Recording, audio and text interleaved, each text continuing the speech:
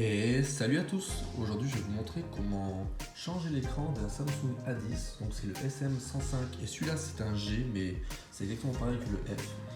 Donc du coup il faut arriver à ouvrir le châssis arrière. Ne vous inquiétez pas, c'est pas dur du tout. Comment on commence? Vous voyez les boutons ici? Le plastique va être plus fragile. Vous avez des ongles, c'est parfait. Vous n'avez pas d'ongles, vous utilisez des Mediator. Alors si on a des ongles, on fait juste ça vers les boutons. Alors d'une main ça va être un peu compliqué mais je vais essayer de vous le faire. Non, ça doit y arriver.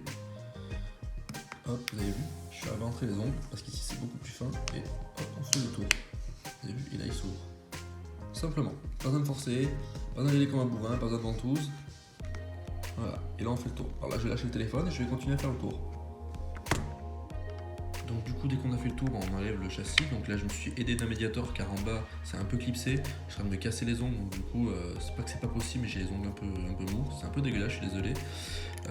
Donc on arrive ça, il n'y a pas de capteur, il n'y a rien du tout, donc on risque rien.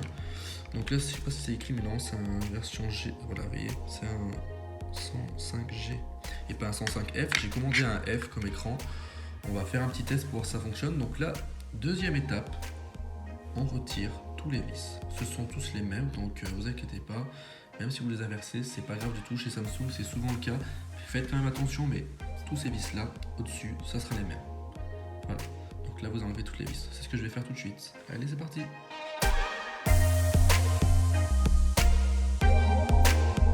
Voilà, avec les caches retirées, donc 3 caches, toutes les mêmes vis. Vous avez vu toutes les mêmes vis, on ne peut pas se tromper. Donc là, ce que je vais faire moi, je vais tester mon écran. Donc ici, la nappe de l'écran. Comme je ne sais pas si ça va être fonctionnel, parce que sachant que moi c'est un 105F, même si je pense que c'est exactement le même, je vais faire un test. Voilà. Allez, c'est parti. Donc avant le test, surtout n'oubliez pas de débrancher la batterie. Donc hop, on prend une spatule, mais je vous montre ça. Hop, on fait attention de ne pas tirer trop fort pour pas casser le connecteur, on fait vraiment attention. Là, on va débrancher la nappe, maintenant que tout est débranché.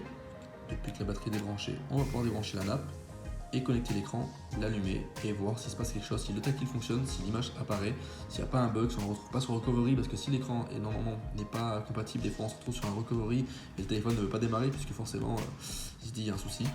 Donc on va tester ça, c'est parti. Donc pour le moment le démarrage se passe très bien, à voir ce qu'il en est. On va voir si le tactile fonctionne, si le téléphone boot bien jusqu'au bout. Alors là, c'est un écran, uniquement on a juste le LCD. On peut avoir des blocs entiers. Donc si vous avez un bloc entier, il y a d'autres tutos sur YouTube. Je suis désolé, mais logiquement, il faudra tomber la carte mère, tomber tout ce qu'il y a dedans et puis remettre. C'est beaucoup plus embêtant. Si votre châssis n'est pas abîmé autour, prenez simplement le LCD. Ça suffit largement. Le collage se fait très bien avec la B7000. Donc là, l'écran, alors là, je vais cacher un peu parce qu'il y a une image de mon client. Fonctionne, le tactile fonctionne bien. Très bien même. C'est l'écran d'origine, donc logiquement on ne doit pas avoir de soucis. Donc voilà. Donc l'écran fonctionne bien. Donc là je vais passer du coup au décollage de l'écran. Donc comme vous avez vu dans le test, l'écran fonctionne parfaitement dessus. Donc en fait quand j'ai regardé la nappe, en fait il marqué 105 et là c'est marqué 105. En fait c'est quasiment la même nappe, donc les mêmes références. À mon avis, mettre le même écran partout. Pourtant quand on cherche, on trouve bien l'écran pour 105G, 105F, c'est bien des modèles différents, voire plus chers. Pourquoi? Je ne sais pas, je pourrais pas vous dire. Donc du coup, là, normalement, si vous avez un bloc complet, il faut tomber la carte mère, etc. Moi, je n'ai pas à tomber la carte mère, je vais en fait simplement décoller l'écran, glisser la nappe, la faire partir et retirer l'écran.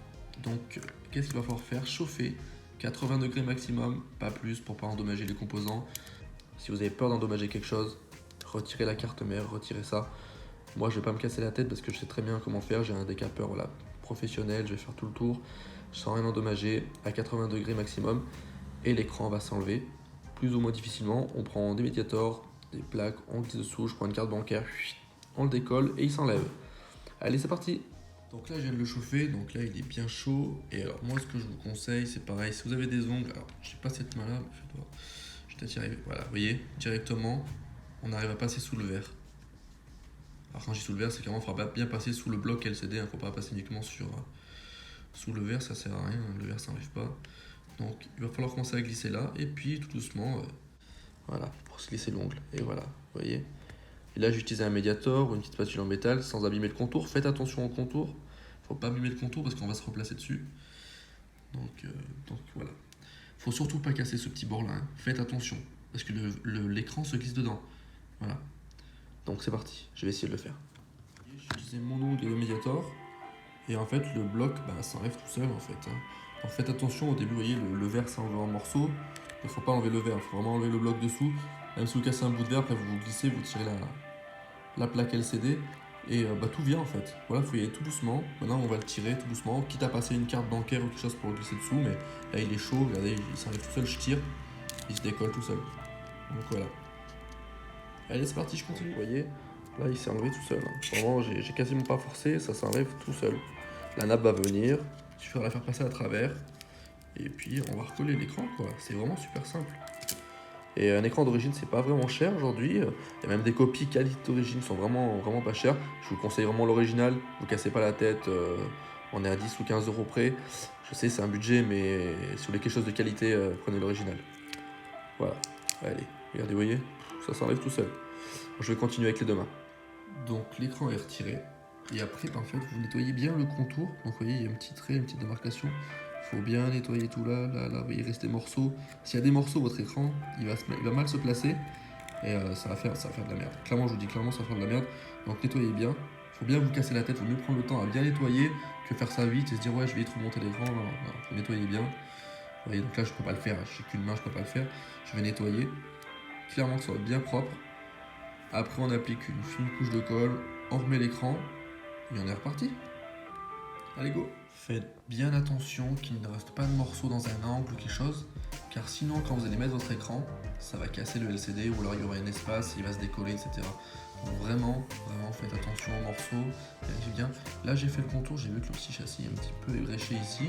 Donc voilà, ça fera attention quand vous prenez un téléphone, regardez bien que le châssis soit pas tendu, sinon vous ne pouvez pas le remettre, prenez-le avec le châssis sinon. Ou achetez un châssis, bon là c'est vraiment plus compliqué à faire, prenez un bloc entier sinon.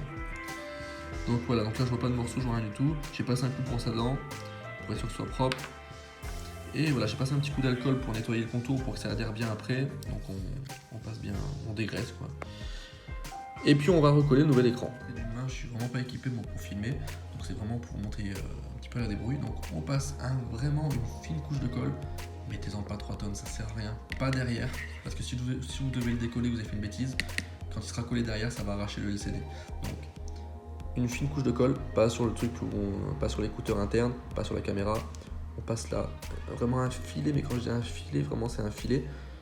Un peu plus sur le bas, hein, un peu plus sur les angles. Voilà. Sur le fait de mettre la colle, donc la colle on en met vraiment fin, très fin. Un petit peu plus dans les angles ici et ici, c'est un peu plus épais, donc vous voyez, on peut mettre un petit peu plus de colle, mais vraiment quand je dis un peu plus, c'est léger, regardez. Hein. Alors pourquoi ne pas blinder de colle alors que ça pourrait tenir largement mieux? Très évident, l'écran LCD c'est comme une éponge. Si vous mettez de la colle et que ça rentre dans l'écran, ça fera des grosses taches, voire ça va tuer le LCD. On n'est pas sur un écran OLED. Là sur celui-là modèle, on n'est pas sur un écran OLED. Souvent on est sous des écrans OLED, on peut y aller plein pot entre guillemets. L'écran OLED il s'imbibe pas, il n'est pas pareil, donc ça marche. Là, si vous mettez trop de colle, ça va rentrer dans l'écran et vous allez tout flinguer. Votre pièce ne sera plus garantie, vous ne pouvez plus renvoyer, et en plus il faudra racheter un écran, enfin vous allez perdre de l'argent. Surtout sur un A10 qui ne vaut pas très cher, faites attention. Là, il faut vraiment y aller doucement, mettre un filet de colle. Donc maintenant, je vais placer l'écran, il va se coller et on va le mettre avec des petites pinces. Allez, c'est parti. Donc là, il s'est mis vraiment parfaitement. N'appuyez pas au milieu. Donc là, j'ai mon doigt, mais j'appuie pas. Hein. N'appuyez pas sur les côtés non plus. Faut pas appuyer fort. L'écran LCD, c'est vraiment fragile. Un LCD, c'est vraiment fragile. C'est pas du tout comme le LED. Donc on fait attention. S'il y a des débordements, personnellement, moi, je les laisse et je les enlève à la fin. Après, vous pouvez les enlever directement, mais vaut mieux mettre vite les pinces et les sécher 25 minutes. Donc voilà les petites pinces à linge posées, donc on est sur du bricolage, hein, mais ça marche très bien. Sur le bord, jamais directement sur l'écran, donc là on est un petit peu sur l'écran, on est obligé parce que c'est du borlaise, donc c'est un peu compliqué, mais c'est des pinces qui sont douces. Je les ai écartées, moi les ressorts, je les ai un peu détendus, donc ça appuie légèrement, jamais sur l'écran. Pourquoi? Vous allez le retrouver avec des taches noires, c'est un LCD, ça n'aime pas qu'on appuie dessus, surtout si vous prenez un LCD contrefait, enfin je dis contrefait, une réplique, un générique. Si vous allez retrouver des grosses taches noires, votre écran sera foutu. Donc appuyez doucement. Si vous avez écran OLED, il y a quand même moins de risques. Donc si vous êtes sur un 1,70, voilà, un autre modèle, un qui a OLED, il y a moins de risques. Faites attention quand même, mais il y a moins de risques. Là, c'est, voilà, il faut mettre sur le bord, on n'appuie pas très fort. On attend 25 minutes, même pas logiquement en 15 minutes c'est plié. Vous voyez, moi je laisse le débordement. J'enlèverai après puisque ça s'en va tout seul avec le doigt. Ça fait des petites boules. C'est de la B7000. près 7000, c'est ça. Hein. Logiquement, c'est livré avec les kits quand ils livrent les écrans, mais bon, faites attention, prenez-en, ça coûte pas très cher. Voilà. Allez, on attend, et c'est parti après. Si vous avez peur qu'il y ait des tâches, faites comme moi, vous rebranchez l'écran derrière, parce que la nappe, elle est glissée dessous, donc c'est juste à la brancher, vous branchez la batterie, mettez pas les doigts derrière, faites attention à la carte mère, vous l'allumez, et on va regarder s'il y a des petites taches ou quelque chose qui apparaît. Logiquement, là, sur l'écran d'origine, on a vraiment des noirs intenses. Pour du LCD, c'est quand même pas mal. Samsung, ils savent bien faire des bons LCD quand même pour dire que c'est les pros du OLED. Alors, on attend que ça s'allume, et on va voir. Alors désolé, je vais cacher l'image que je peux pas vous montrer parce qu'il y a ma cliente dessus normalement. Tac, alors. Il n'y a pas de tâche, rien du tout. Ouais. Pourtant je déborde bien là, je vous montre un moment. Là j'ai allumé l'écran, je déborde bien sur l'écran, il n'y a pas de tâche. N'oubliez pas, j'ai détendu les épingles, donc elles sont pas très fortes, elles appuient juste. Si vous avez des épingles fortes ou si vous mettez quelque chose un peu trop fort, attention aux tâches, comme je vous dis. Vraiment attention. Je répète, je suis chiant avec ça, mais n'allez pas casser votre écran, n'allez pas faire des tâches. Des fois, elles ne s'en vont pas. Des fois, quand on enlève, hop, ça part doucement parce que le LCD ça reprend sa place. Là, faites attention quand même. Donc voilà, plus qu'à attendre et puis on remonte tout quoi. C'était simple. C'est très très simple. Donc voilà, on va remettre les caches. Donc on a eu bien 3 caches, 1, 2 et un troisième ici. Et puis on remet les vis qui sont toutes les mêmes, donc voilà, vous pouvez pas vous tromper. On remet bien le lecteur de carte SIM, si jamais vous oubliez, pas de réseau, lol. Et donc du coup, on revisse, et puis on n'aura plus qu'à reclipser le cache arrière qui va s'emboîter comme si c'était un cache batterie normal. Voilà, il est dur à enlever mais il est facile à mettre. Et n'oublie pas de le clipser tout le tour. Donc on continue, je vais remettre les vis, je remets les caches, et avant de remettre ça, je vous montrerai. Les plaques sont remises, c'est vraiment ultra facile. Faites juste attention que ça soit bien clipsé parce que voilà, il y a des petits côtés qui se clipsent. Donc si jamais ce n'est pas clipsé, le problème c'est que quand vous allez remettre le truc en plastique, ça va faire une épaisseur et il y aura un souci. Donc clipsez bien, regardez bien qu'il n'y a pas d'espace. N'appuyez pas comme un malade parce que n'oubliez pas que c'est un écran LCD qui est dessous. Là on vérifie bien, tac, tout est bien placé, tout est bien mis. Là, on n'a plus qu'à reclipser ce petit cache en plastique bleu derrière, on va voir, ça dépend de votre téléphone. Et voilà, normalement tout sera terminé. On va essayer, j'essaie de le clipser et je vous reprends. Donc voilà, c'est remis. Alors, ce que je voulais vous montrer, vous vous rappelez la colle? Regardez.